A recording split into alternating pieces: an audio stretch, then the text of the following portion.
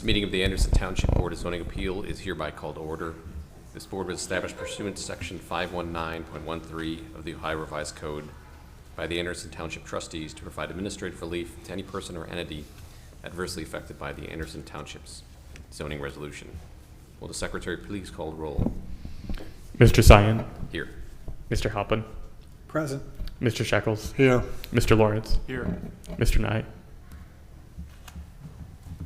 Thank you for coming to this meeting of the Anderson Township Board of Zoning Appeals. Please be aware that this meeting is audio and videotaped and may be carried live on television. First, I'll outline our procedures. A summary of the appeal is presented by the staff, then the appellant will present their case. The board members may then ask questions of the appellant. After that, all persons supporting the appeal will then be permitted to testify one at a time after being recognized by the chairman. When those persons supporting the appeal are finished, those opposed to the appeal will then be permitted to testify and or ask questions of the board after being recognized by the chairman. All persons wishing to testify, whether for or against an appeal, may only do so after being sworn in. When testifying, each person must come forward to the podium after being recognized, speak in the microphone, state their name, address, and any affiliation to the case. All persons testifying will be limited to 4 minutes unless a board member requests additional time. All testimony is given to the board only. No comments or questions are to be directed to the appellant or anyone in the audience. The board will only hear new, non-repetitive evidence or questions. Should someone wish to show support of previous testimony, they may do so by following the testimony procedures and stating their support of previous testimonies. Now, will all those persons who may give testimony this evening please stand, raise your right hand.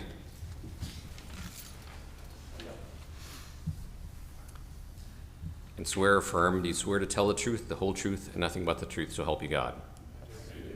Thank you. Are there any changes to tonight's agenda? I don't believe so. We get a motion to approve the agenda as published. I move that we approve the agenda as published. Second. We have a motion, a second. Will the secretary please call the roll? Mr. Cyan. Aye. Mr. Halpin. Aye. Mr. Shekels. Aye. Mr. Lawrence. Aye. Are there any changes to the meeting minutes from February 6, 2025? None from staff.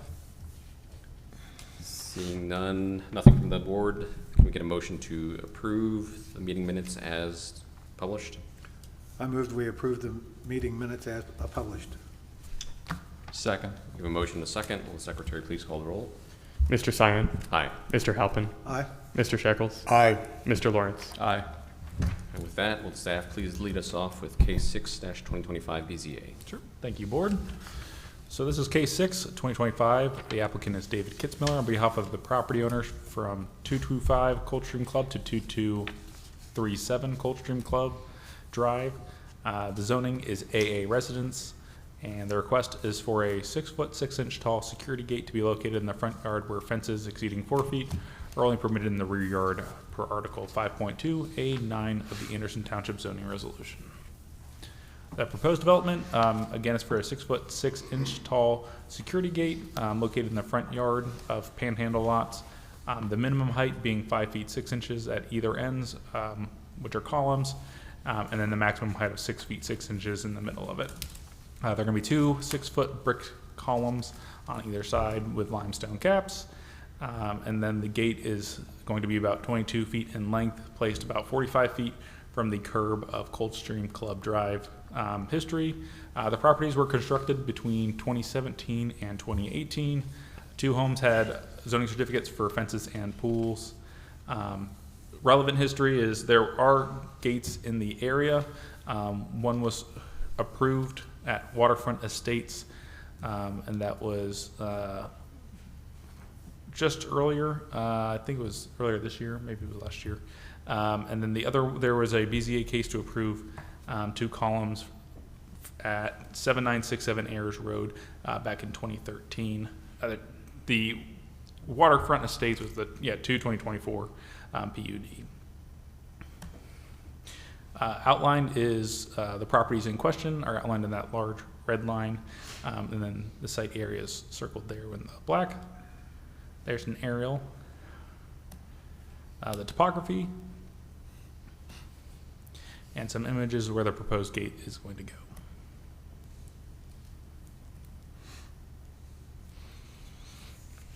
And then this is from the gate looking towards Coldstream Club Drive. And then the submittal from the applicant. Again, you can find the location of the gate right there. And then again, with greater context as far as the whole properties and where it falls within those 4 panhandle lots. And then here you can see a mock draw up of the proposed gate. So findings, staff is of the opinion that the variances are substantial.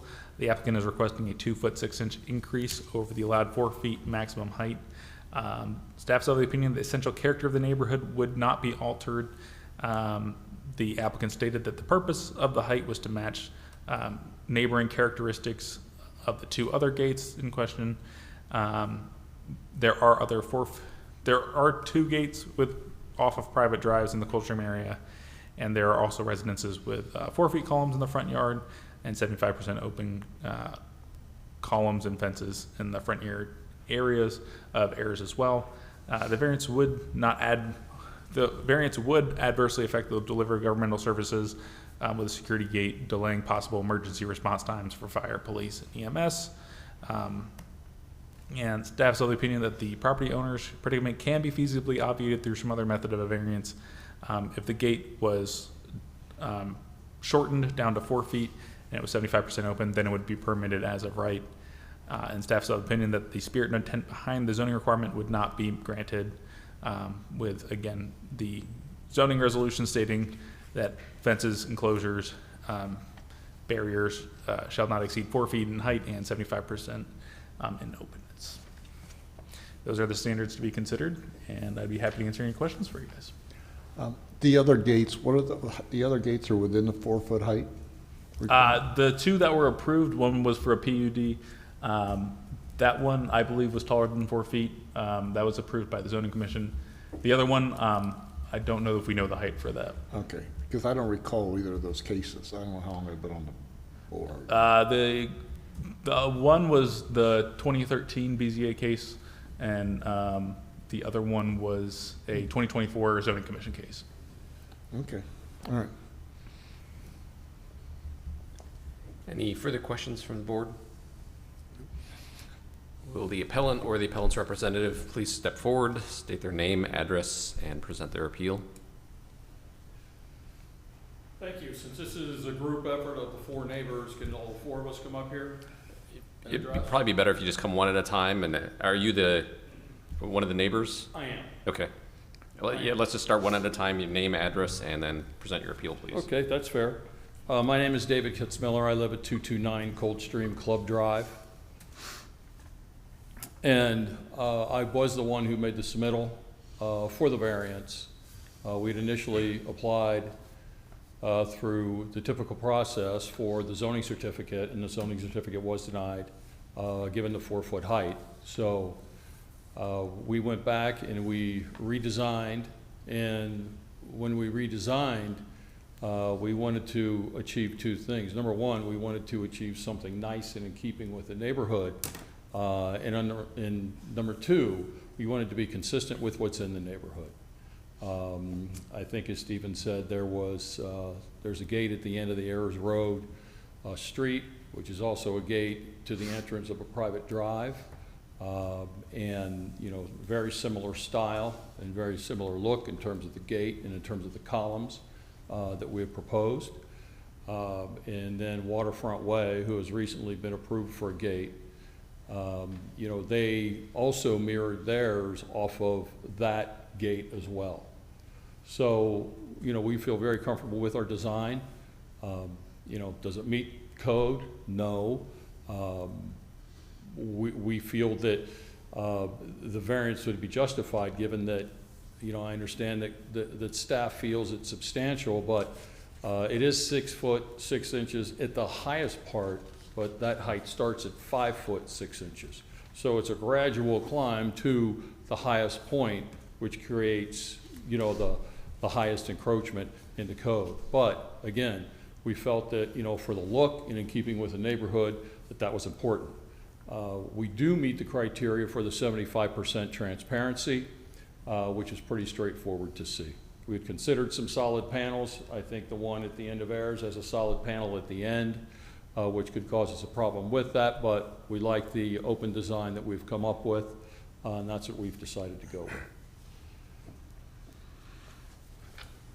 Any questions from the board? Couple of quick questions, Dave.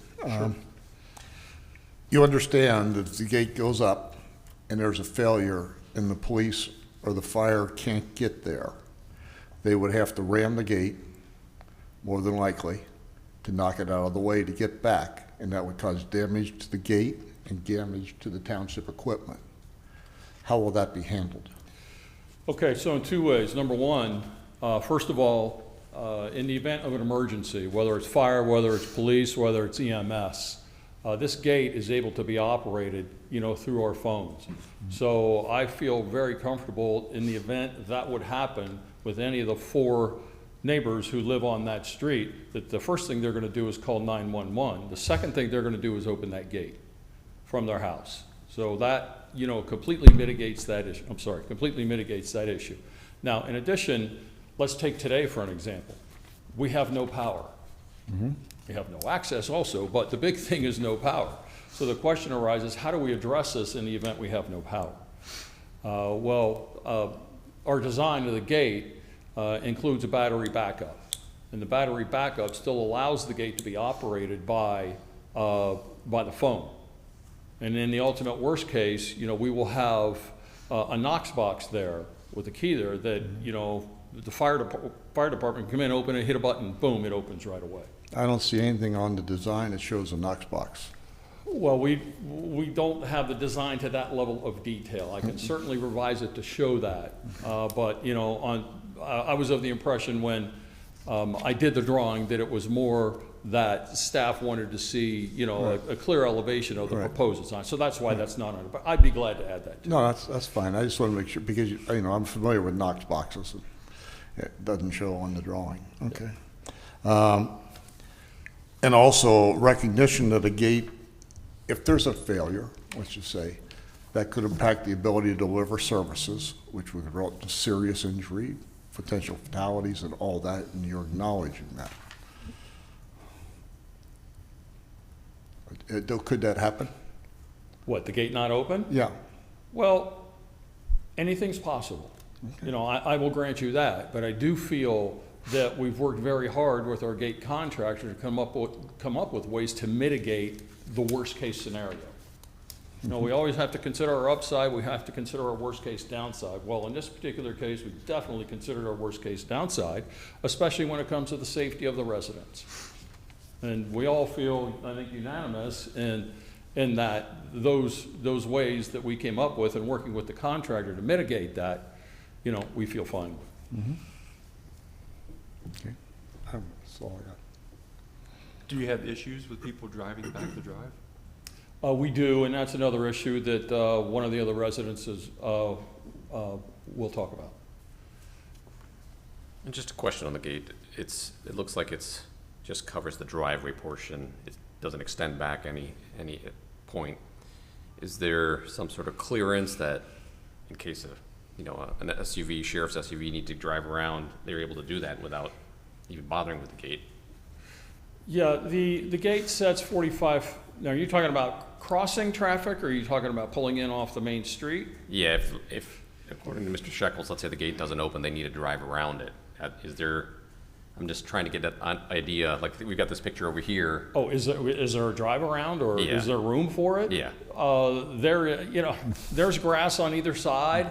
Worst case, you could. Yeah, so that's. I mean, my if you question, really yeah. needed to, rather than ram the gate. I mean, I mean, if I'm driving, rather than ram the gate, I'd probably drive around it. Because there's kind of a high side and a little bit of a low side. I'd probably take the high side. It's pretty clear. It's wide open. There's no other things blocking it right there. Okay. Any further questions from the board? No. Thank you. Thank you. I know we've got some other issues, relative to the findings that.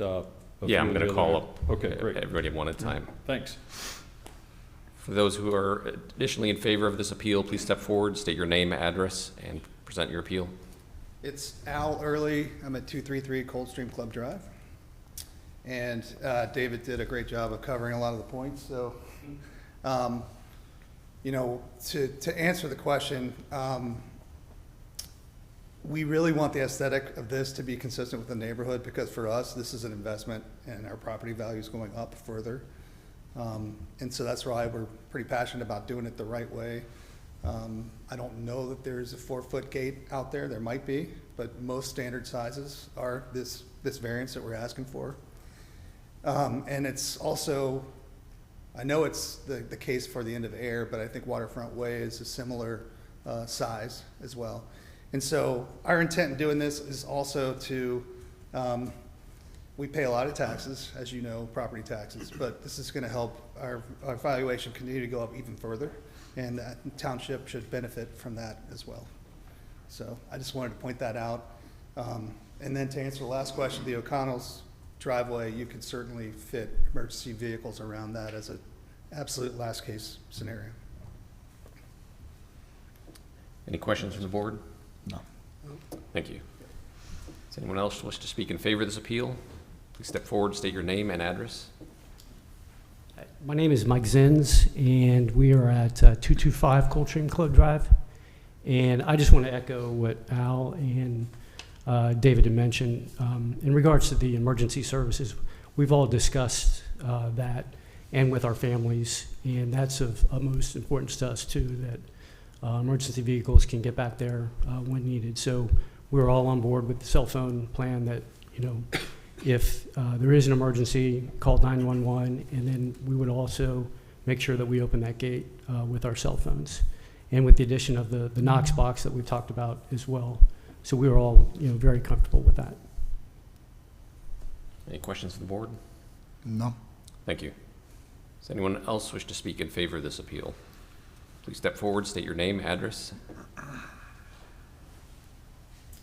My name is John Zeilman. I'm at 237 Coldstream Club Drive. I echo what my neighbors have said. What I'm speaking about is I'm the last house, and the end of this private drive doesn't have a normal cul-de-sac, so my driveway has become the cul-de-sac. So that's one of my issues, wanting the gate. I just don't like people driving around, and people are not very good at staying on the driveway. They go in the grass. So I know, minor issue, but it is an annoyance. Thank you. Questions? Any questions? No. Thank you. Does anyone else wish to speak in favor of this appeal? Seeing none, does anyone wish to speak in opposition to this appeal? Please step forward, state your name, address. Hello, my name is Guy Wolf, and I live at 6001 Stirrup Road. My affiliation to this case is just like everyone else in Anderson Township. We share the same night sky. I have created a presentation, which I'll hand to the chair. The proposal includes constructing 6-foot brick columns with limestone caps, lit either by ground-mounted uplights or chandeliers mounted on each column. I'm here to propose a better alternative, one that improves safety, reduces cost, enhances aesthetics, and significantly minimizes the environmental impact, and one that I believe the appellant can adopt without additional expense or loss of function. I have no overall objection to the gate itself, so my comments are focused on this lighting. Instead of uplights, which shine past the columns into neighboring properties and up into the sky, or chandeliers that create glare for oncoming drivers, I recommend shielded downlights. These provide focused illumination on the columns without the negative consequences. Why this matters? Reduce light pollution. We have fewer visible stars. We have fewer lightning bugs because of light pollution here. Sleep disruption. Harsh lighting spilling into bedrooms disturbs rest. Tree health. Trees need darkness for natural cycles. As a tree city, Anderson should protect this investment. Wildlife impact. Many species depend on dark nights to thrive. Human health.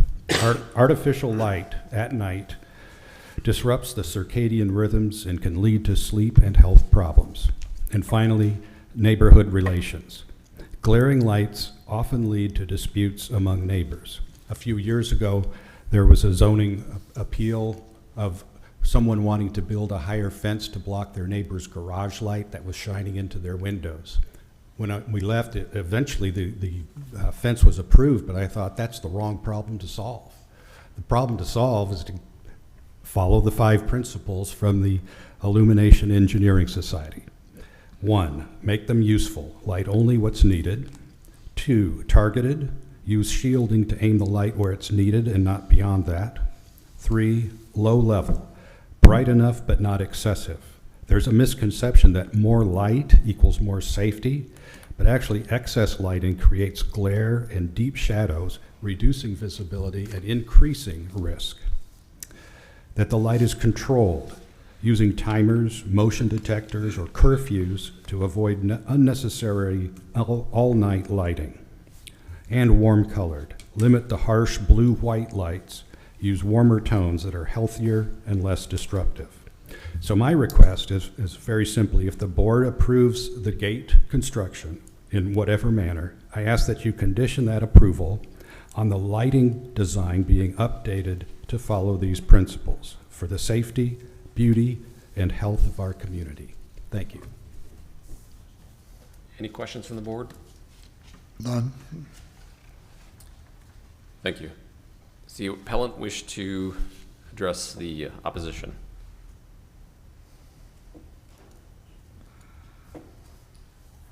Through our design process, you know, again, we didn't go into that level of detail.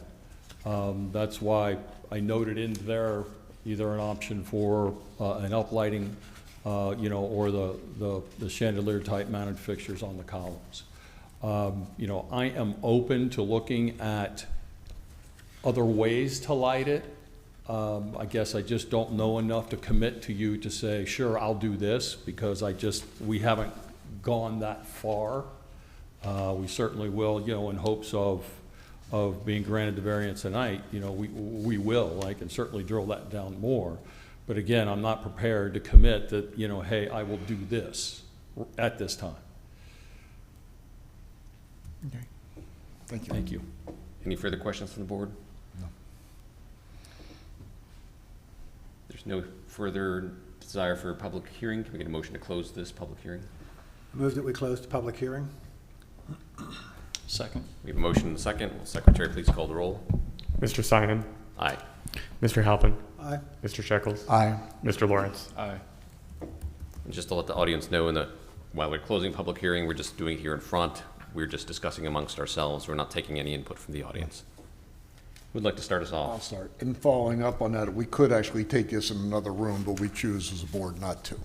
Okay. I'll start. Considering that we've done this in other situations, similar situations right now, but there would be some conditions on it that I would want to see.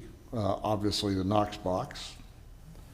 I'd like to condition also that the approved final design and the entry procedure are approved by the Township Police and Fire Department.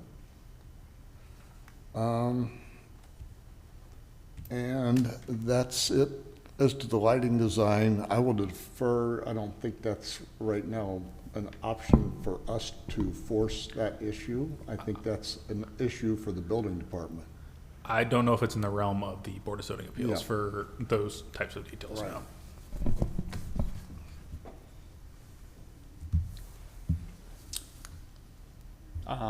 I agree. I think that there has to be, the design of the gate, I think, is more aesthetically pleasing as a higher arc than as just a flat 4-foot fence across the driveway, given the homes that are back there.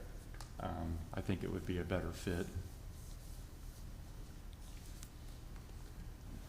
I just feel that the lighting situation deserves a look-see, because bottom line is I had that situation. A business put a light in the back of their building to light up their parking lot, and it was a bright light, and it illuminated our whole second floor, at the whole back of our house. And quite frankly, at night, that was annoying. So they have put a cover on the top of the lights now so that we don't have that problem anymore. But I would recommend that consideration would be neighborly. I don't think that's in our purview, is it, to discuss that lighting detail? That's in the building department, correct? Typically, designs aren't a part of the Board of Zoning Appeals. But Again, we can purview. make a statement. You can make a statement, whatever statement you'd like to make. I'm just saying specific to conditions. Yeah. I don't know if the It can be the a board tool. has the ability to Condition. modify the design of the gate in that manner, at least. Right, not this, yeah. We're not here. Just a quick follow-up. Mr. Shekels had asked about conditioning it on police and fire approving the plans. Is that something that is within our purview? And then how would we add that into the language if it is? We can probably workshop the language to when we draft the resolution. I don't know that it's, I want them to review it and say, yeah, this is a, I know the Knox box, the fire department will review. They always review those, and you have to buy those through Knox, given the code that the fire department gives out. So that's already part of that issue. I just want to make sure they're comfortable with this design, and I think that's our duty. Just to have a cursory look at it. Procedurally, though, I'm wondering if we can even condition that. How does that condition work if it's conditioned on them approving it? can I comment on that? In a little bit. We can come out, we can come out. Make a motion. Motion to come out of session. To reopen? Yeah, reopen. Second. We have a motion and a second. Will the secretary please call the roll? Mr. Cyan, Aye. Mr. Halpin, Aye? Mr. Shekels, Aye. Mr. Lawrence, Aye. and who seconded that? Seconded. I did. Thank you. Mr. Kitzmiller? Thank you.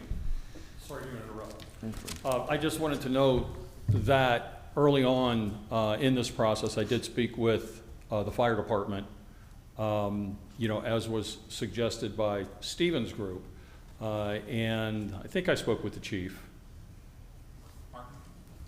No, there was another gentleman. Bob Hurlinger?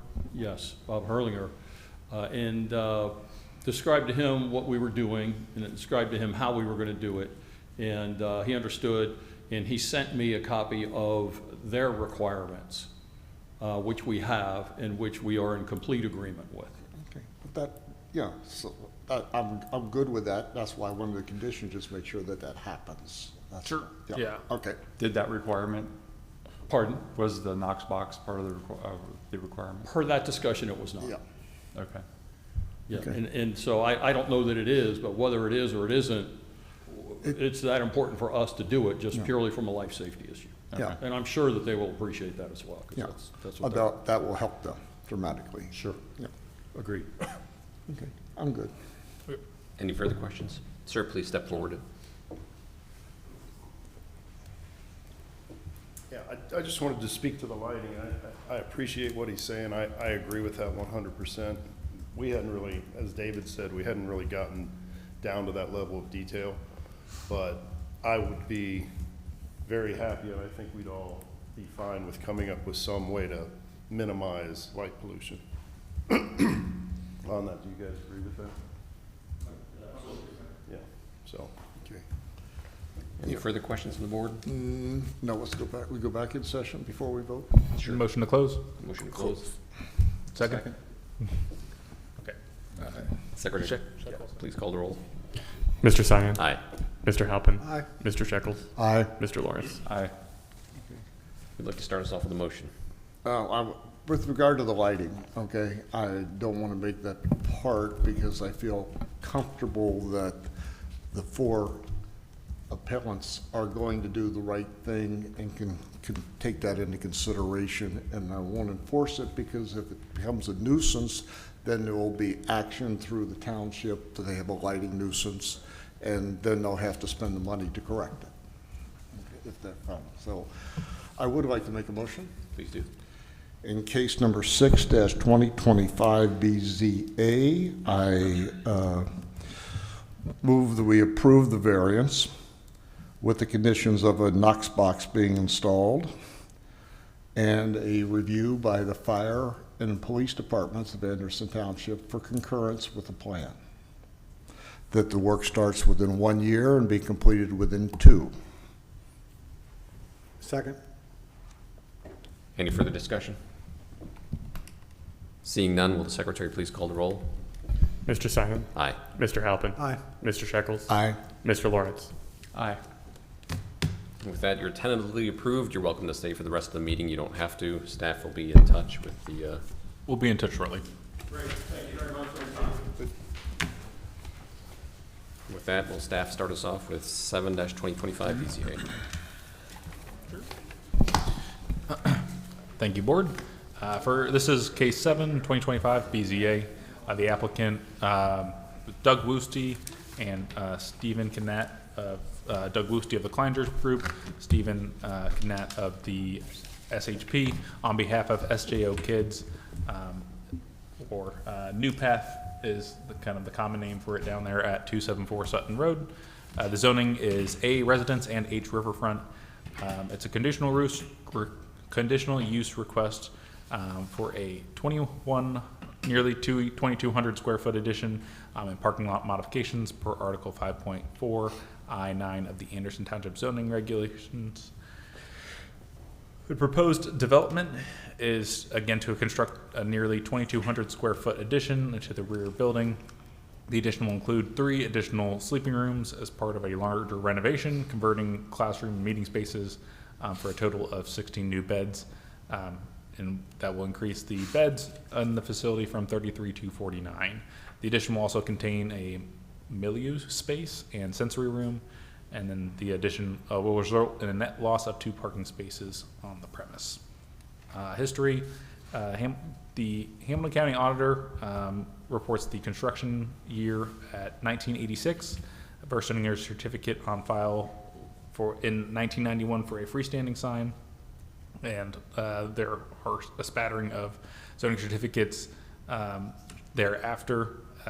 In 2013, the zoning certificate was issued for a pavilion in the front yard, which was granted through case 12, 2023 BZA, and there was a zoning certificate issued in 2022 for driveway modifications and 23 for an accessory structure. Township administration has raised concerns about the number of fire and EMS and sheriff calls related to the facility between 2016 and 2024. There have been only 2 years. The sheriff's office has responded 72 times or less. All other years, there's been a minimum of 94 responses a year, or on average, a call every other day to the facility. There have been concerns about residents escaping the facility and reaching I-275, leading to, again, law enforcement intervention. There have been concerns about the number of false alarms, which require township resources and can result in staff being unavailable to attend other incidents in the area of the township. As a result, township staff is concerned about the impact that adding more beds could have to the township safety services, and no current plan in place to remedy the situation submitted by the applicant. Township administration has met with the property owner recently, in which it was discussed that they are exploring options for remedying the increase strain on township resources. However, in the site plan and the submission did not include that element. So outlined here is a property map of 274 Sutton Road. Here is the aerial and the topography, pictures of the site.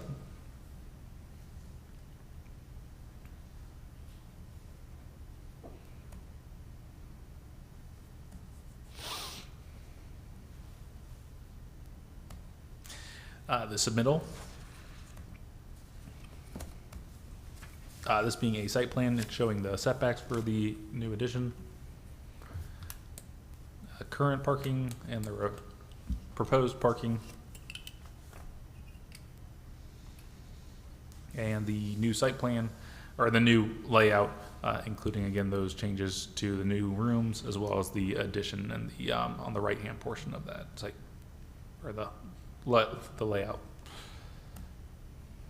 And then this has some of the dimensions that you should have received in your packets. And then here are the elevations for the proposal. Findings, it is something to note that there is a slight difference in the staff report you received to here. This has a few more specific criteria for hospitals. So for A, site shall contain a minimum of 5 acres.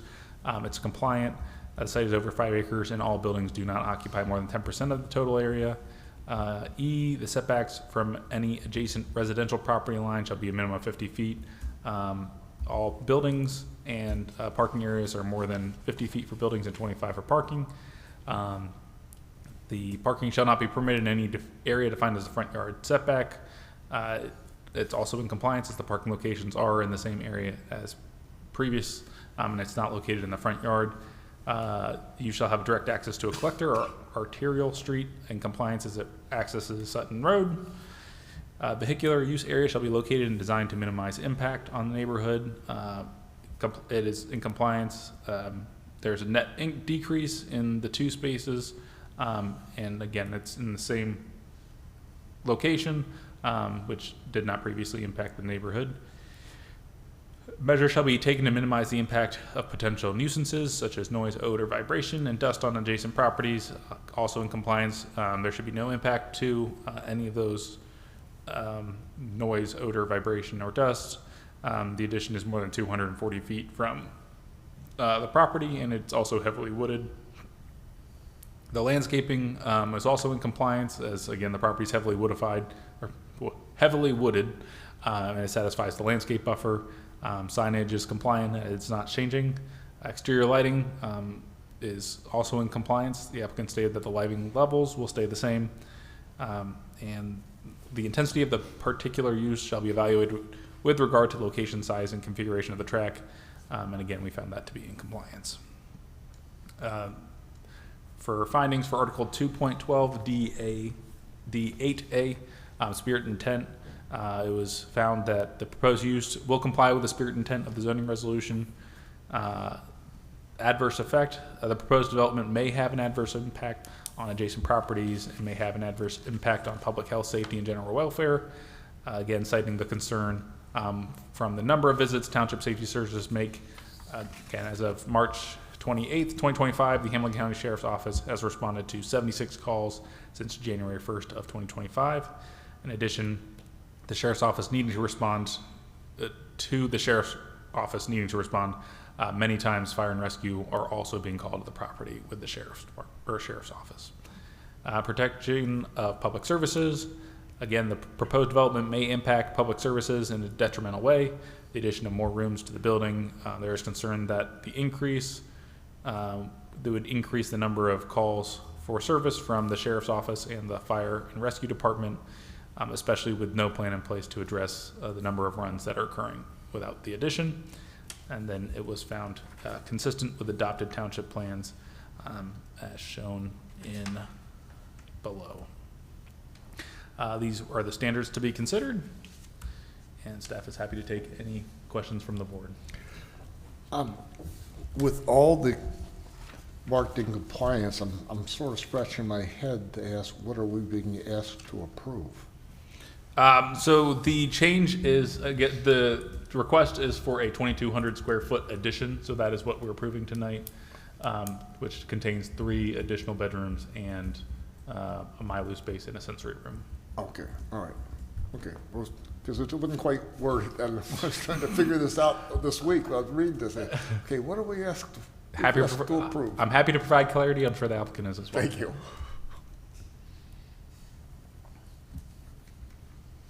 Any further questions from the board? Will the appellant or the appellant's representative please step forward, state your name, address, and present your appeal?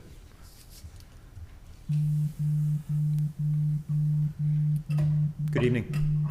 My name is Steve Kennett. I'm an architect with SHP. Address is 312 Plum Street downtown. I'm here representing New Path, formerly St. Joseph Orphanage. I'm also joined by staff from New Path as well, so I can answer questions regarding the specifics of the application relative to the building. If you have protocol questions, we're also prepared to address those. So actually, staff report was great, so thank you. And you picked a great day to be out there. It was a really lovely site. And so we're on a 40-acre property, and so the building that is being added onto is about 9,000 square feet currently, and we're proposing an addition of 2,200 square feet. Really, the whole goal of this project is to take better care of the kids who are in care of New Path.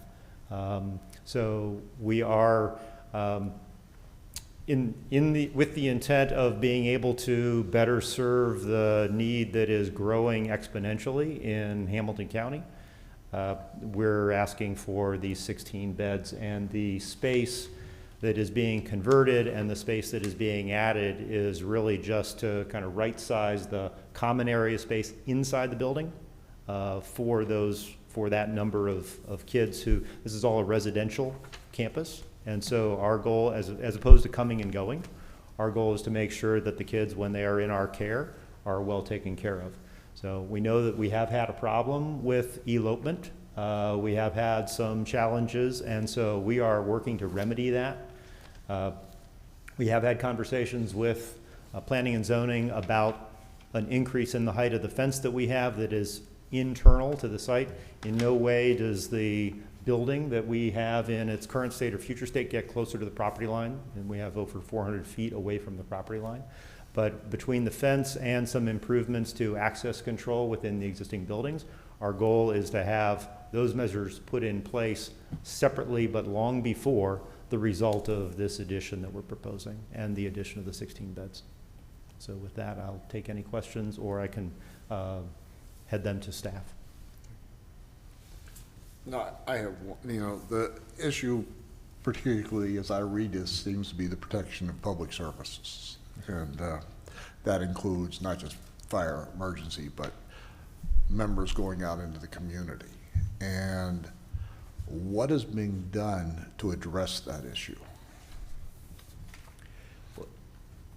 As I explained, we're currently in a staffing, we had a career fair. New Path had a career fair, so we are planning on staffing up, not just for this project, but in preparation for doing a better job of the students that are already in our care.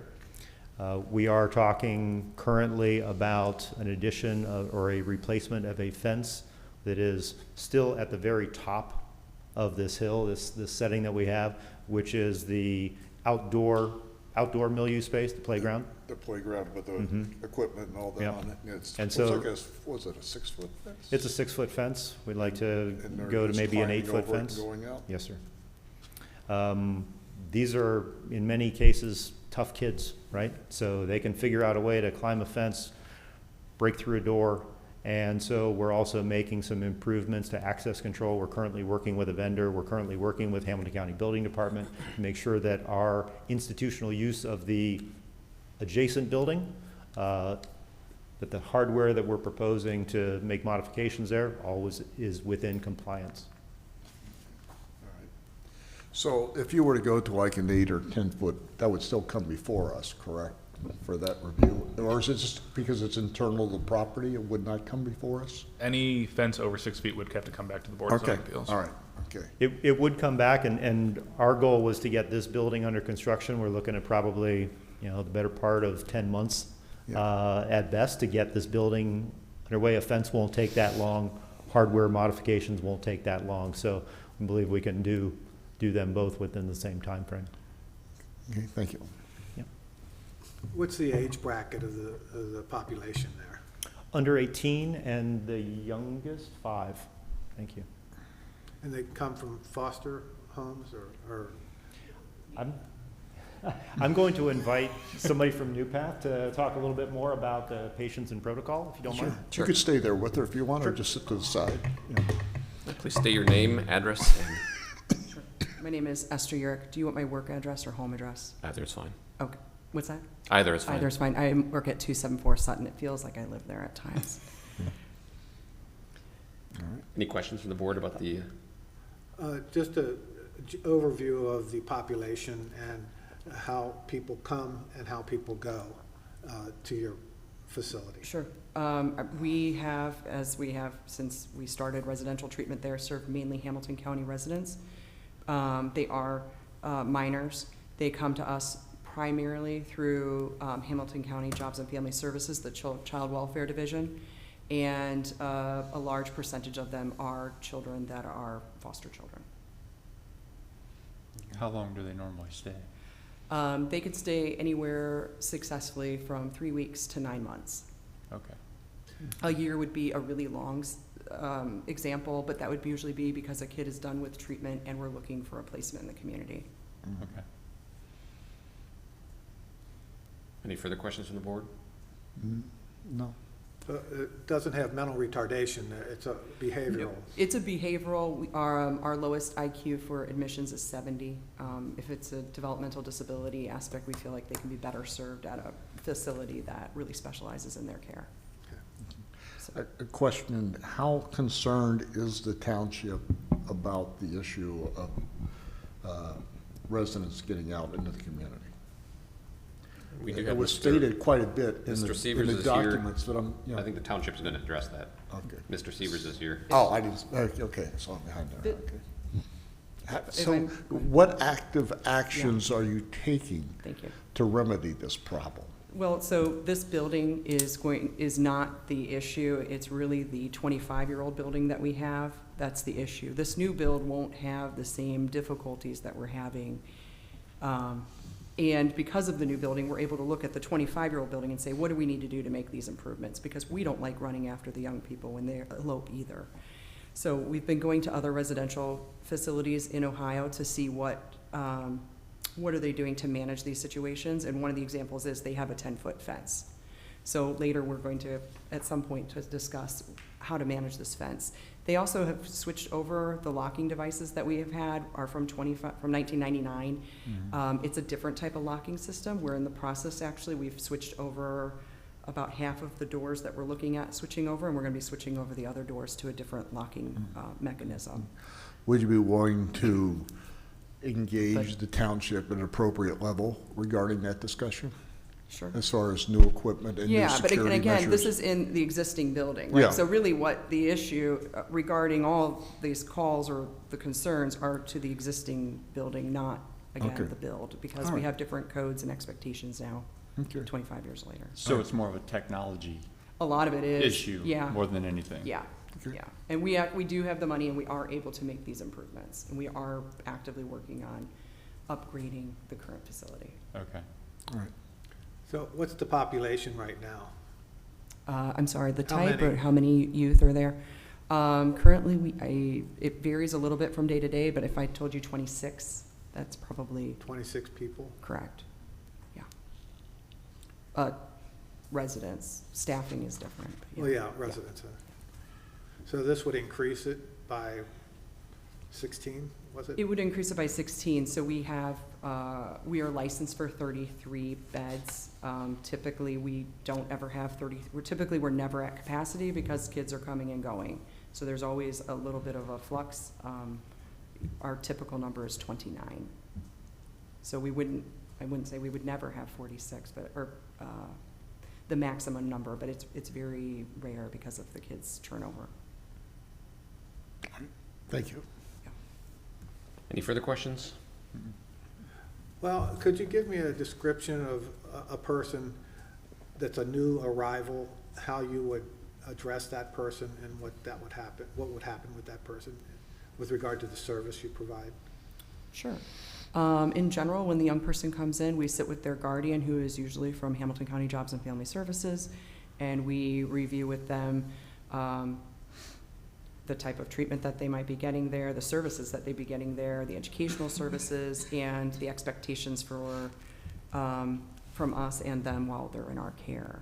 I guess if that's your question for them. I mean, it's very involved, obviously, because they're here because they have behavioral problems, and we're here to help them get back on track so they can get back to the community. Most of our children transition back to foster homes or family of origin. So why are the police constantly being called? I hate to say that the kids aren't the same 10 years ago, because I hear it a lot in our discussions of what's so different with these young people these days. It is a different population. It is harder. We deal with a lot more trauma than we did 10 and 20 years ago, and a lot more family breakdowns.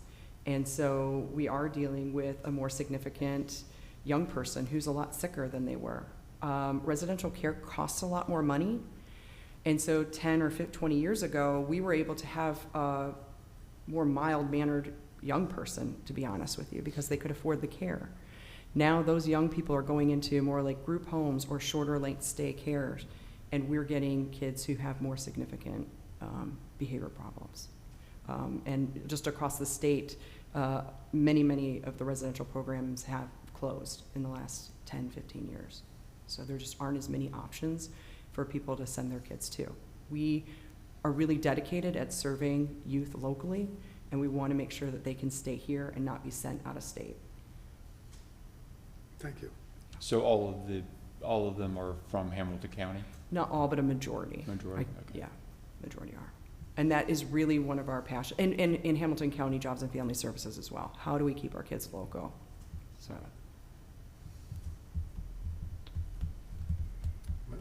Okay. Thank you. Okay. Does anyone else wish to speak in favor of this appeal? Seeing none, does anyone wish to speak in opposition to this appeal? Please state your name, address, and present your appeal. Good evening. Steve Sievers, Assistant Administrator, Anderson Township, on behalf of the Board of Township Trustees, and I'm not necessarily here to speak in opposition to this. We have been a partner with New Path, with Altercrest, with St. Joseph's, with a number of organizations that have occupied that space and have provided this service to the community for dozens of years. I've been here for 25 years.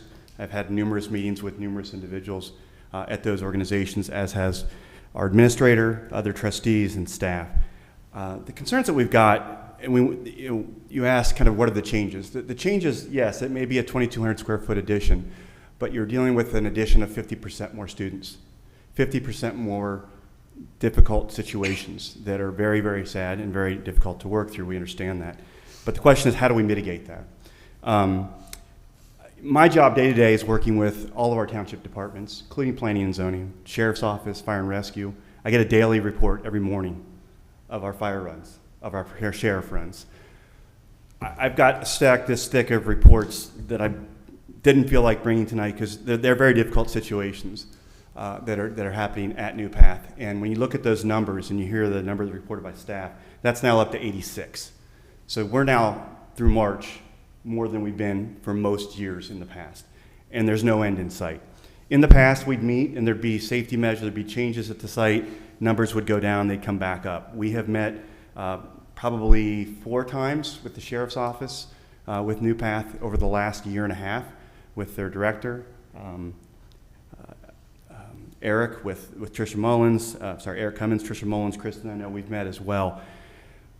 In fact, we met on this, regarding this situation on March 10th. And on March 14th, this application was submitted. When we met on March 10th, there was no discussion with staff about what was going to happen with that building. The discussion was about a fence. We get an application that has no fence, has no security issue, and a building that's expanding, not just the 2,200, but the modifications of the building with more units. We were informed that was going to be down the road, that was something that was being looked at. Our concern right now is you're being asked to approve something without these accommodations in place. We heard from the architect who said, well, we're going to do a fence. Then we heard some conversations about, well, we're looking at fencing, we're looking at that. We need a fence. That has to be. And I implore the board to consider, and our board of trustees feel the same way. We're picking up, and our sheriff's office, when they're dispatched here, are spending sometimes several hours kind of getting folks back into a sheriff's cruiser to take them back, or holding them until staff can come get them because of the protocol, and I'm not going to get into that. I understand there's a lot of guidelines as to how those students are handled. But students running onto I-275 through a broken fence. That I'm actually personally working with ODOT to try to secure that, but that's still only a 4-foot fence. There's still only a 6-foot fence. The discussion with us was a 10-foot fence, and that's going to require a variance. So why is and I realize the desire to get the building portion going, but why is the fence not shown on here? That to us is most critical. You know, when I look through this, I mean, we talk about, we've had students that have left this facility. They've on Sutton Road, Kellogg Road, 275. They've gone over to the Winds of Anderson, which is completely down on 4 Mile and up the other side of the highway. This is, if this was reported out to the public, I don't know that our residents and our community could stand for this. We have 5 beats in the township, 5 sheriff's officers geographically. And when we have a dispatch to this facility, we send 2 of those 5. So 2 of our 5 officers for 44,000 residents are going there. We have 17 fire and rescue folks on staff. When a fire alarm is pulled or there's an issue and they're dispatched, 4 of our 17 go there. That leaves 12 to serve the rest of our community. You know, this is a nonprofit. We're willing, and we've been willing. We've supported the additions. We've supported ongoing conversations for years and years and years. But the situation now is you're being asked to consider something that will impact government services. When you're asked to increase something by 50%, it's already causing a significant impact on our services, and not just going down and helping someone it's fallen out of a nursing facility or something like that. These are very, very challenging and severe dispatches, by and large, that we're getting. So that needs to be addressed. And I think that's where the Board of Trustees, we had a conversation with our board earlier today about this application. We've shared our communications with Hamilton County Commissioners who provide funding to Jobs and Family Services. We've shared with them the history. The Sheriff's Office has put together a chronology of all of those. I didn't bring that tonight because I don't really want to enter that into the record with regards to the details that are shown there. We're speaking in the aggregate, not in the granular here. Something needs to be done, and because this request is being made of the board, we're asking for your help to essentially implore upon New Path to address this situation. If the funding's there for the building, the funding's there for the modifications, the fundings need to be there to support the residents of the community that are supporting this. This is a nonprofit organization. It does not pay taxes to the township. So not only is the services going there, there's no funding coming from that to offset those services. So all we have are these opportunities. And the meetings that we've had, with all due respect, have not resulted in the actions that we need to be seen. And Kristen, I know we met a year ago across the hall. Again, we all have a deep feeling in our heart for the work that's done there, the staff that's there, the students that are there, the families that are there are struggling. And we support that and we'll do our share, but we need to be met halfway.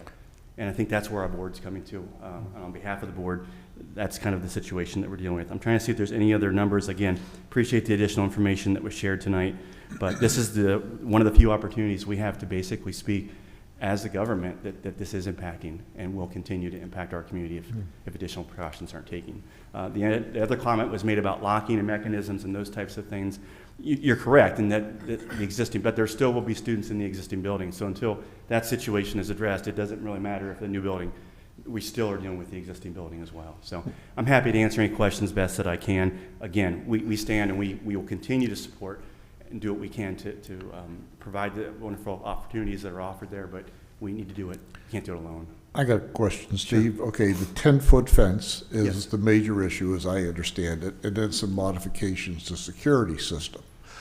If, rather than us vote on this tonight, if they were to withdraw this application to the next month, could you meet with them in the interim and come up with what you believe would be the resolution of this problem and have the interaction with them and come back in a month maybe to the next Board of Zoning Appeals? And perhaps there's a chance that we don't have to, address this evening. And I appreciate your comments, and I'm trying to resolve it without us having to get in the middle of it. I understand as well. And so the conversation that we had again on March the 10th, which is a Monday, this application was submitted on the 14th, that Friday.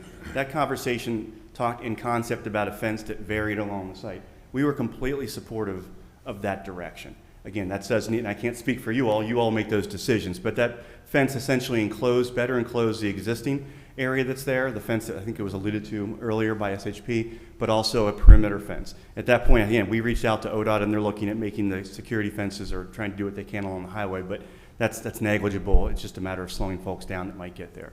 I'm open to that. I think that and I speak on behalf of the township. We're just a little bit shocked that that wasn't part of it, and when we made it very clear the issue that we're having, and I'll speak from our sheriff's department today. They said, we'll respond, we continue to respond to the facility, but when folks are leaving that facility, their job is significantly difficult Could you to address. come- So even if there was a condition or consideration, I know it wasn't advertised with a variance for offense, but. Can you just stay there, Steve? Could you come to the microphone as well? Would you be willing to consider what I suggested, that you withdraw your application tonight, that you have ongoing discussions with the township to come to a resolution to this that's beneficial to both parties, and then come back next month with that resolution? As an alternative to that,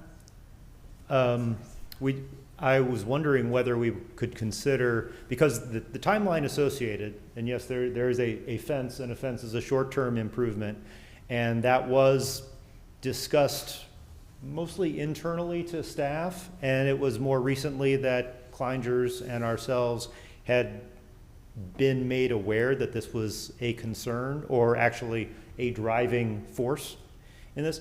That's a short-term fix. The controlled egress and maglocks in the other building that Esther had described is also a shorter-term fix. And I'm wondering whether you would consider a conditional approval, understanding that we've got 12 months in having actually just received our bids. Right. So we have 12 months of construction for this building prior to any kind of occupancy, Right. and those other solutions will be able to be put in place far sooner. I don't feel comfortable, talking to me, not for the board, I don't feel comfortable with that, okay? I believe the correct solution right now is tell your contractors they gotta wait a month. I've been in the contracting business, they'll wait, they want the job, okay? You have ongoing discussions with Steve and whoever else is appropriate in the township, and schedule us for next month to come back, and hopefully it'll be resolved at that time. And if it's not resolved and there's an impasse, then we'll vote how we feel at that time. Please step forward, state your name, address. Hi, John Colgrove. I'm our CFO at New Path. I work at the 274 Sutton address, but mostly at the other Reading Road 4721. Valid point, sir. I understand that. We were in the final stages of contracting today with our contractor. The tariffs alone are enough to scare you whether we can even finish our project. We were told by the contractor today that he can, actually he didn't even give us a firm, this is the price, but certainly if 30 days pass, all bets are off, which started out a $1.9 million project. This is now a $2.5 million project in the past 7 months. So I appreciate that point. I think I would echo the ask that Steve did, that there is a conditional approval given the things that need to be done. I wanted to ask that. And then also, being the guy that writes the checks, I can guarantee, and those are valid points, all of those are said, we immediately have started talking about the fencing. We have the money for fencing, not only there, but possibly other places.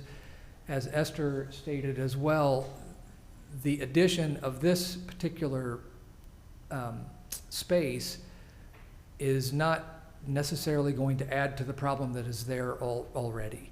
I can tell you that whether we get approval for this addition or not, we'll be addressing the fence issue and we'll be addressing the maglock issue regardless of whether we get approval for this addition. They're two really separate issues. Speaking for myself again, I just don't feel comfortable with the conditions that I could put on this that would lead me to feel comfortable that they match the request of the township. And that's why I'm asking for the two of you to get together. I understand. Does anyone else on the board wish to add their thoughts or have any questions? You want to close? The current fence, is it around the property or around the buildings? There, I mean, how are people getting through the fence and getting out onto the highway? That's a long way to go. yes, there are multiple points of egress in the current building. And so one. You're talking about the physical building? Yes. Okay. One area of that is this fence that we've been discussing that needs to go to 10 foot, and that is kind of in the back part of the property. There are other doors and other fence areas that need to be addressed because there are multiple doors that they can get out of.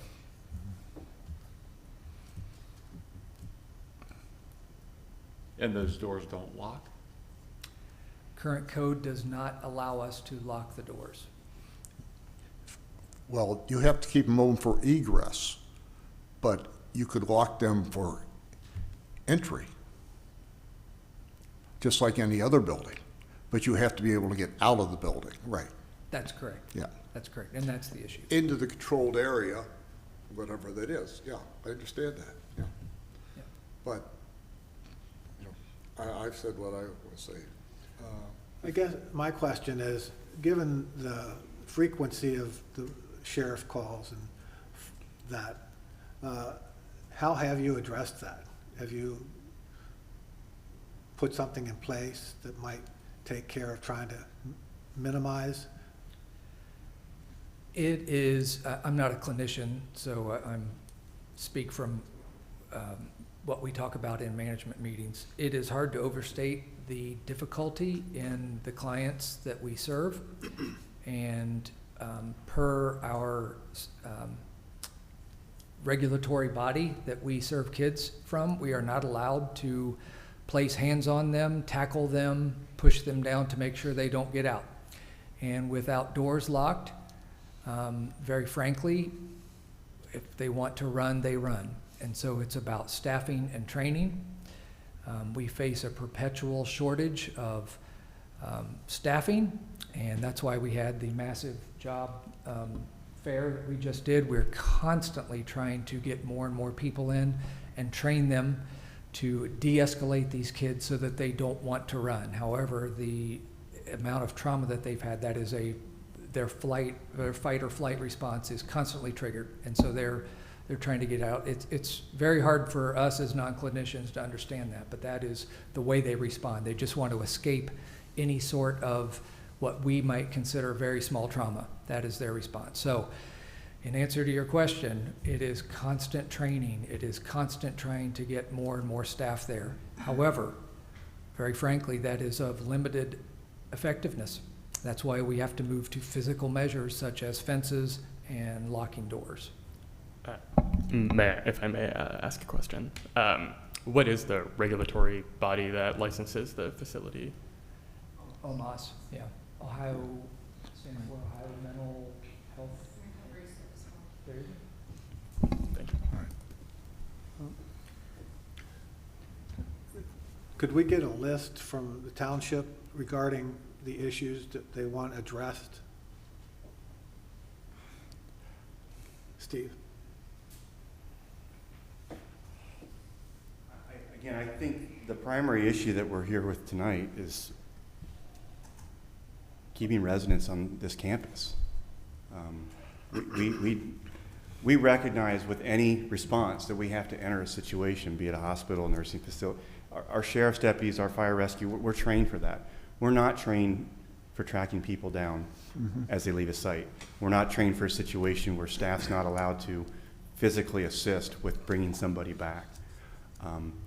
And the conversations that we had, and Eric and Kristen and Chris, we were all in the room across the hall a year and a half ago, and here we are.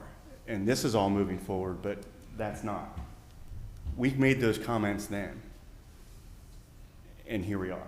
So I totally respect and understand the desire to try to move a project forward, and fencing is not the operations and all that, but it is. It is when it's related to the community, is when the community is impacted. So I think when I speak on behalf of our safety services providers, fire alarms are through the roof right now as well, and I'm not sure what that's regards to, but I'm getting emails constantly from our chief about that. When they go on a fire alarm, we send not only the 2, we often send 4 units down to the site. And so it's exponential. I'm hopeful that that's more of a systems situation, or if it is related to malicious pulls, that those are being addressed, and the impacts that is.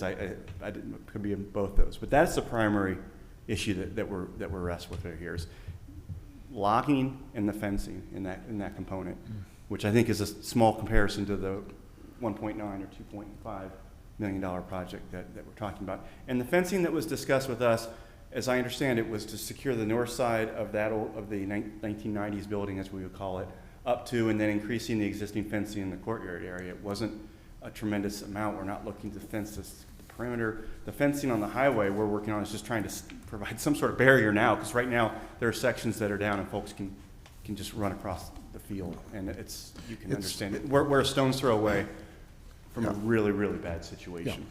Yeah. It's only a 4-foot fence, though, right? It is, but so at least it's not a barrier. Really. It's a barrier composed of swinging around the side of the dais. Yeah. Yes, Right. it is that. So Right. that's the primary thing that we're looking at. Again, and I think a question was raised about, is it perimeter? It's almost like interior, because that fence itself, and I hate to put my planning and zoning hat on, but that fence itself is well outside of the setback. It's almost like they could do an addition or a wall and it'd be part of the building. So, but what was discussed with us was an 8-foot fence that, and adding on to the existing fence that would preclude somebody from being able to scale that. And that and the locks really would be a very good faith effort from our perspective. Are the residents wearing any kind of ID bracelet or communicational bracelet to let you know they're out of the facility? No, they do not. My spouse can track me Right. wherever I am. Right. And I know, I'm sorry to say that it seems like we do have a communication issue, and I'm sorry to involve you gentlemen in that communication issue. We have been responding, and again, this project is not with the current issues. I could see how we could see they might be. But even with our current issues, we started having a detail officer on Monday, Wednesdays, and Fridays, which I believe you agreed with Kristen was part of the peak times of calls. So we are implementing changes and willing to make more changes to make our kids safer. It's not like we want these kids being unsafe. Sure. And we are working in the lock process. In fact, we're halfway through our lock process right now. Again, that's a detail that's not and so shared with us. So we have to come to a meeting like this to have this conversation. I know, and a frustration that I've had with you guys, honestly, is not meeting proactively, but only reactively. I would love to meet proactively on a regular set schedule to say once a month or every 8 weeks, we're sitting at a table having a conversation, because I feel like we hit a boiling point and then it's all about a reaction versus how are we proactively making measures to make this community safe and our kids safe. And I will say, I've never met Esther, and I've never met Chris, is it? Right. No, I'm sorry. So this is but Eric, Kristen, Tricia, those are the folks that we've been interacting with. So again, when an application is submitted on the deadline, we met just a prior week before because we understood that there was a request, and there was a comment made that there was a need to secure, and we were holding that up about the locking system. And so there's a lot of miscommunications there, but I will say, again, we have, and even the sheriff's deputy detail started about 3 weeks ago, and that's basically the ability to fill it when there's an officer that wants to fill that detail. So this is not something that started yesterday. This is something that's been going on for quite a long time, but we've been trying to address that. So all of this was a surprise, and I will say personally, sitting in the room on the 10th, it was a surprise to see what we were seeing, and then see an application with really no response to the issues that were raised 4 days prior. And that feeling is from our staff and from our board. I'm just here as a representative. All right. Okay. Those are back to your question. That's the primary issue that we're seeing. Thank you both. Okay. And I don't know if we're going in session or not. Let's hang on a second here.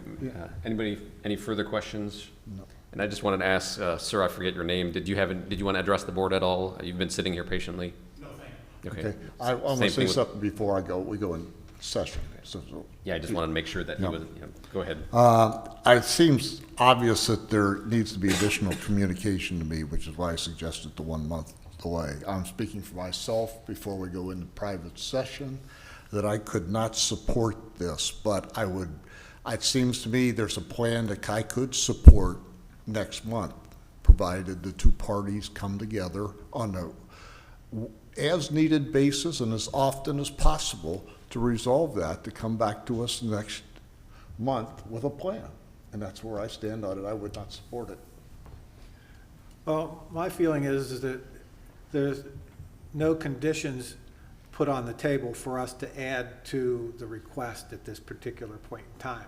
So by putting it off for a month would give us the opportunity to see all the conditions needed to be able to support the approval of this application, in my opinion. So we have two choices, right, Paul? We could either go in private session and further discuss this, or they could withdraw and move to the next month. Mr. Lawrence, have And then anything? we would have to vote on it.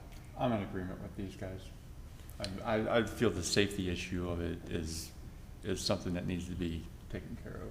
Okay, so before we close the private session, just want to let the appellants know that this is the way the board is going. So it's up to you. You can ask for a continuance, and then we can end it right here. Or if you want us to hear the case, we would close the public hearing. We would debate amongst ourselves, and then go from there. That's a choice that you can make.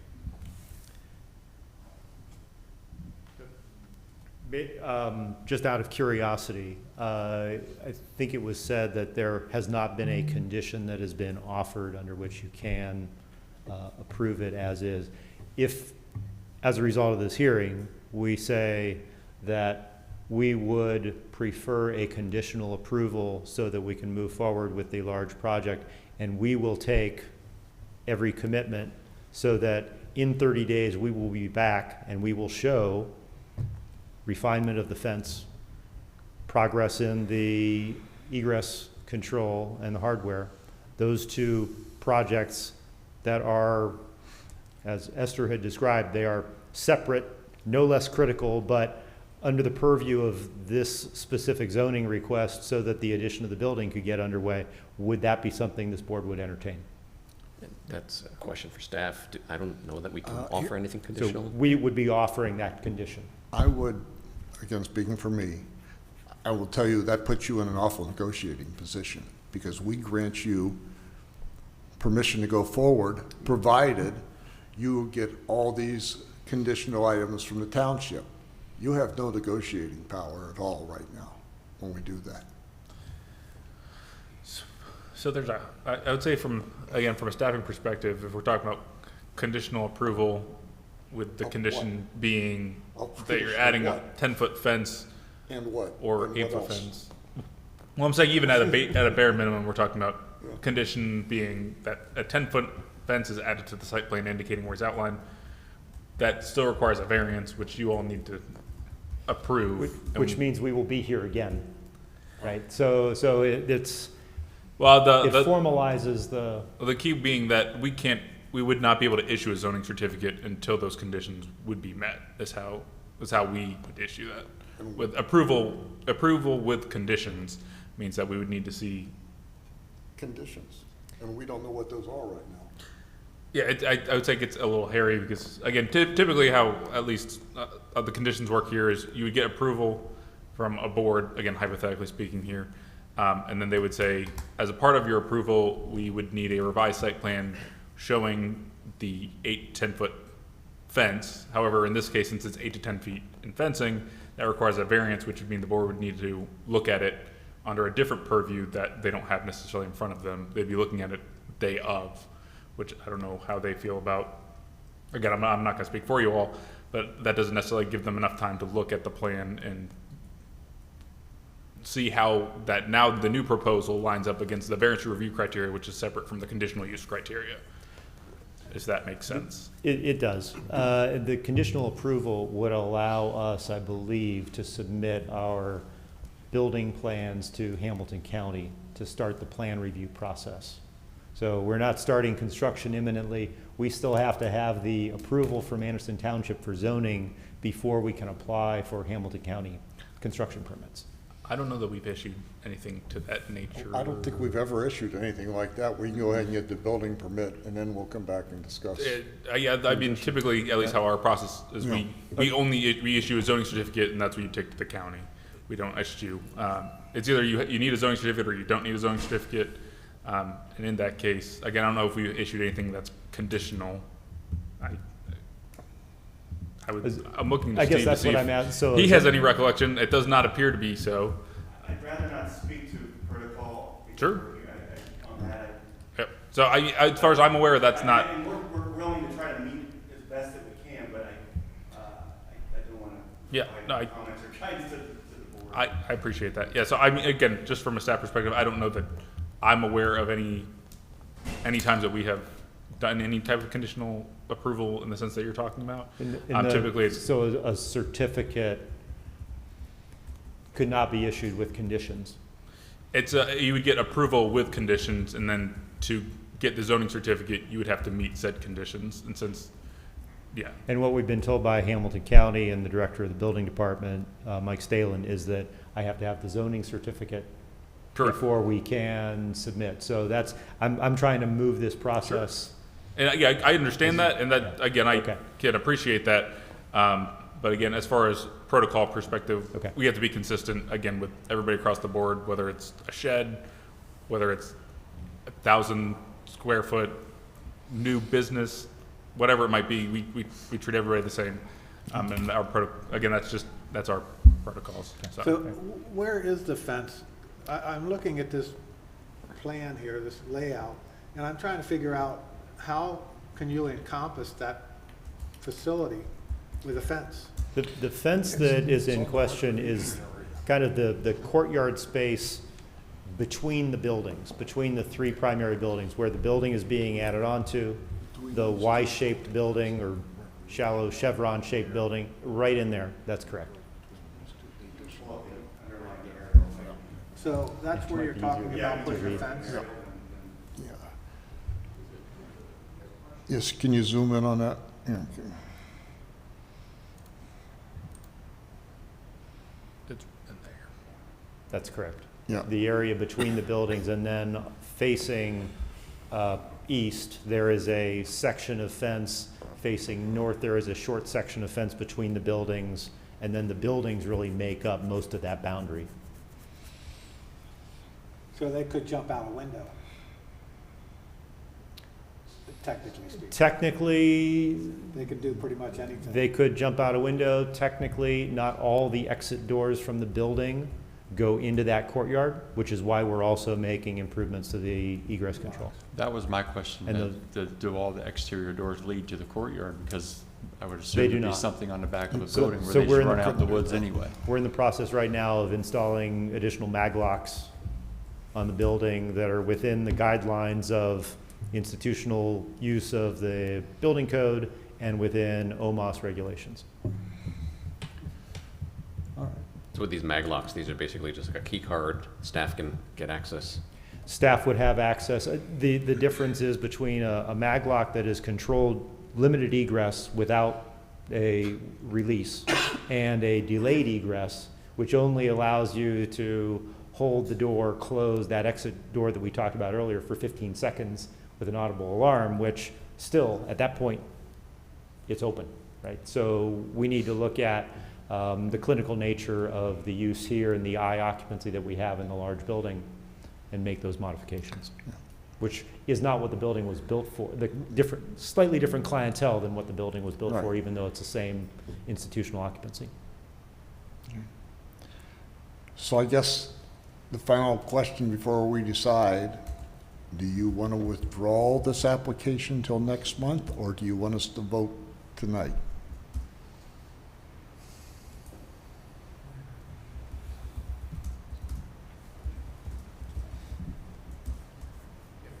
I'll tell you, in my youth.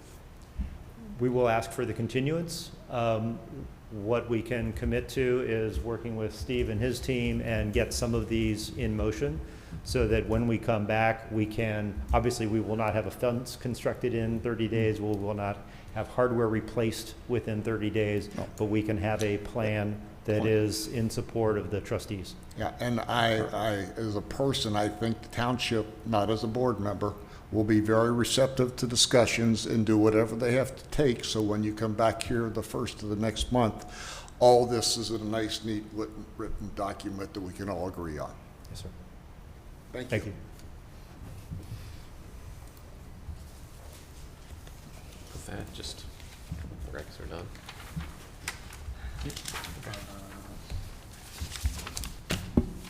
We'll get a resolution up for case 6 here in a second. Okay.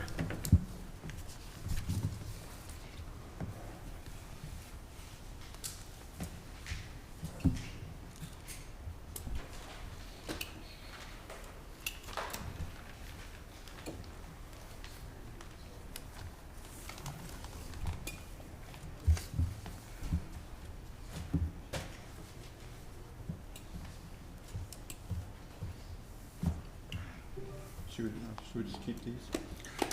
We still got a resolution to go through. Well, I mean. We need, say we till next got month. one to vote on, right? Yeah, and then we got our election of officers. Oh, okay. If you'd like to keep those, you can. You're just gonna send out new, or the same thing next month, Let's just right? keep these. I would keep them just in case. Yeah, and just tell them they could, when they reapply, just send us the modifications that have been made. Or you get hurt just carrying these back and forth. We wouldn't want to hurt you. I believe. Okay. 1 second. Oh, can you go back up to the top? I'm just double checking things real quick. Oh, okay. Where'd you say? There it is. Okay. All right, and I think. There should be 3 conditions in it. Okay. What was the third?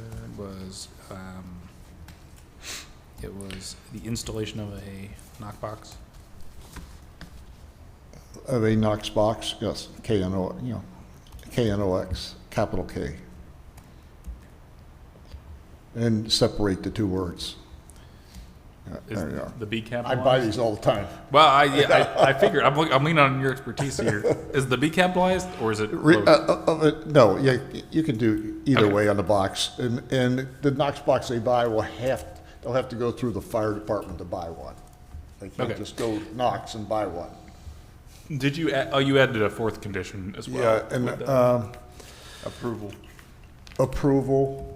review/approval by the fire department and the police department of the entrance of the gating. From safety. I guess You have a safety Uh, department, should I just put for safety the safety department, if we have a separate safety department? Township Safety Department. Do we have a separate township safety department above the fire and police, or do we not? Well, by the fire department then. You want safety services, or do you want fire department? Safety services is fine. We know Okay. it. Everybody knows Does what that that means. does that look okay for you? Yes. Okay.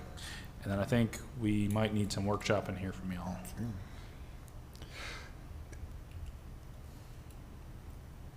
The variance, the variance, I would take this substantial sentence out of it and just say the applicant is requesting.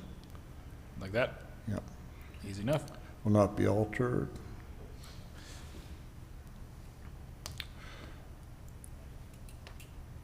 I don't know how to word this. Could, let's see. This one or this one? This? Let's see, if we put could,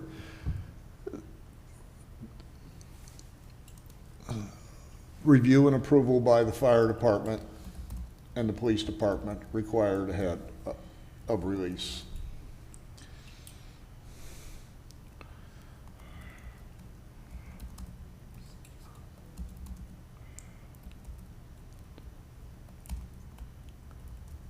Prior to, final release, or however you want to word that.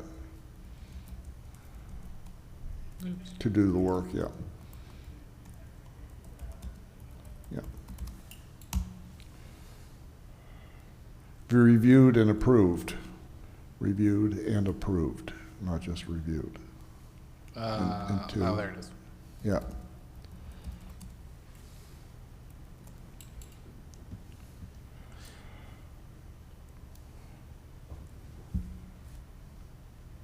Yeah, Strike. strike, Right, yep. yeah. And then the number 3 would be, spirit intent would be observed. Where's the attorney on the board when you need one? Not here at the moment. How would we like to, do we want to elaborate or just stop at this sentence there? No, I'm Okay. good. All right. And then, did we review the top of it? I've kind of gone out of order. It so that's looks kinda- right, yeah. Yeah, All right. And then, are we happy with the conditions as written? yeah. Perfect. And then I gotta fix these real quick. And then that was,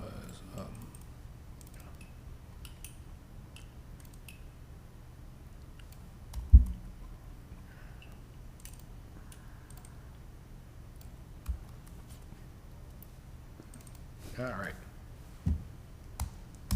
All good? I'm good. Can I get a motion? So moved. Approved. Get a motion to approve, get a second? Second. Secretary, please call the roll. Mr. Sion, Aye. Mr. Halpin, Aye. Mr. Shekels, Aye. Mr. Lawrence. Aye. John, you always do the most. I know. He was asleep. Yeah. Okay, We are on to election of officers? yeah. I'm on a CPAP machine now. I'm still willing to trying get used volunteer for secretary again. It's not my year on the rotation to run for president, and I don't have that big of a war chest, so I'll stay as secretary if everybody agrees to that. I'm in favor of that. Okay, unanimous? Who's staying for Do we president? need a call? What about president? Oh, you could do, go ahead and vote me as secretary first, and then go for president. Secretary, please call the roll. Mr. Sion, Aye. Mr. Halpin, Aye. Mr. Shekels, Aye. Mr. Lawrence. Aye. I should have said no. Who wants to be chair? Mr. Lawrence, when I don't- were how's you the chair last rotation? I'm time? in chair. I'm vice right now. Have I'll you- be chair. So since, usually vice then bumps into chair, so. I would like to nominate Steve for chair. Why Steve? you call me Steve? I know, I always call you Steve is not here anymore. that guy. Scott, Mr. Lawrence. Would you like to nominate Mr. Lawrence? I'll second the nomination. I'll do him too. So we have a motion Wait, and a who's second. chair? Are you chair? I'm chair right now. Yeah, he's chair. You're I gonna was be. gonna delay that a year. Do you really want to? Because I just nominated you for it. No, You don't want it? not really. Not yet. I'm here for 5 years. I'll do it if John, you I'll want do it? it if you want me to. I think you'd be good at it. I've never seen John do it. He's done it Yeah, before. he's done it before. Yeah. I've done it before. We've all done it before. That's why Jeff's we- Just, done it. Jeff's just as done a it. note, this should be a short year since we are already Yeah, in we're April. already in, We're already in April. yeah. You just read this. Yeah, you don't get a raise in pay either, though, just so you know. Oh, I know. All right, I'll do it. All right. My nomination So still we got stands. a Second. No guarantee. motion and a nomination and a second. Will Secretary, please call the roll. Mr. Sion, Aye. Mr. Halpin, Aye. Mr. Shekels, Aye. Mr. Lawrence. Aye. Who's the? We will need a vice chair Who's the vice chair? nomination. Oh, we need a vice chair. It typically becomes president You're already next year. vice. Yeah, you're already vice. It's about your time on the rotation. But isn't it? Nye. Oh, yeah, Jeff Nye. I Nye? nominate Jeff Yeah, Nye. he's not here. Second. that's fine. We got a nomination and a second. Secretary, please call the roll. Mr. Sion, Aye. Mr. Halpin, Aye. Mr. Shekels, Aye. Mr. Lawrence. Aye. Don't teach him not to come. Why are you looking at me? No, I'm just laughing. Has Jeff ever been? Halpin, and then who seconded? I think it was Shekels or Lawrence, wasn't it? I second that. Oh, Sion seconded This it. is recycling. Thank you. A motion to dismiss? So moved. Second. Unanimous motion. Any objections? Nope.